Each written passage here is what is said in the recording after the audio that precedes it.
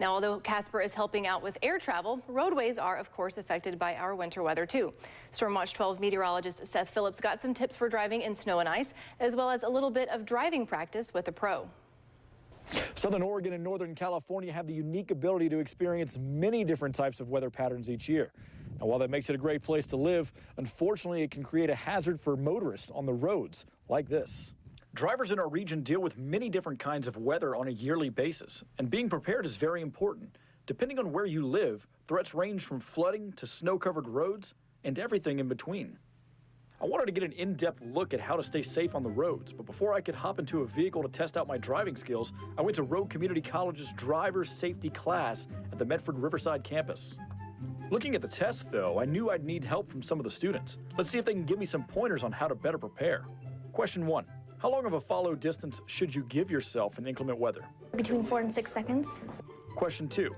After hydroplaning, when is it safe to stop the vehicle? When the tire regains traction with the road. Question 3. In the event of a skid, which direction should you turn your wheel and what should you do? In the direction of the skid, and just don't apply anything. No brake or gas. Question 4. Which freezes first, bridges or roads? Bridges, because there's more air travel underneath the bridges. Question 5. What items should you include in your car's emergency kit? Water, like snacks, like trail mix, granola bars, possibly a flare, first aid kit, a blanket, a jacket, and gloves, and a hat. Driver's test? Check. But now that I've learned the concepts, it's time to apply them. The best way to do that is to finally get behind the wheel of a vehicle and test out those skills. With an instructor, of course. I get to drive around with RCC's driving instructors, Kenneth Jones and Stephen Grubb, to get more information and to put those skills to the test. So how would you safely prepare your vehicle, say, when we start getting these winter storms and even a lot of rain like we have been getting lately? How would you best prepare your vehicle for that? The best thing to do is first to make sure that you have good tires, because that's what's going to cause you to move forward and move backward and steer correctly. Windshield in and out, and the back rear windshield in and out should be cleaned regularly, as well as your headlights and your taillights. You want to try to probably make sure that you have at least a full tank of gasoline, not less than a half a tank, because you never can tell when you might end up being stuck. You just have blankets and water and food and snacks, things like that, to help sustain you if you do get stuck or stranded. So when you're slipping, skidding, or say fishtailing, which is a commonly used term sometimes, how do you react to that situation?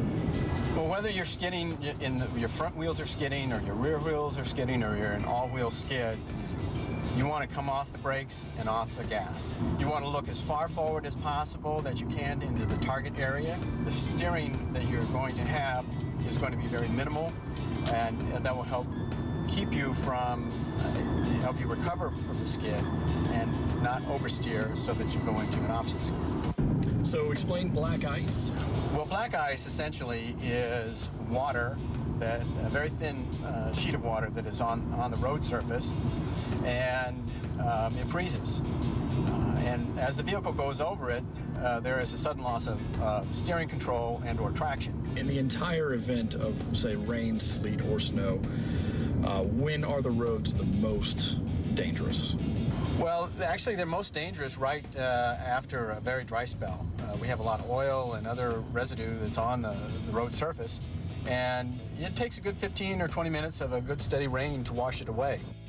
So after the lesson and the drive around town, my instructors were already starting to realize the improvement that I'd made. I will have to say that you're a good learner, too, because your push-pull techniques are improving every mile. Learning the concepts and how to react to different weather conditions is just the first step. Where it's really going to matter is out there, in real-life situations. The weather's going to do what it wants to do, so we are the best defense against the elements. I'm going to go ahead and continue practicing my driving skills.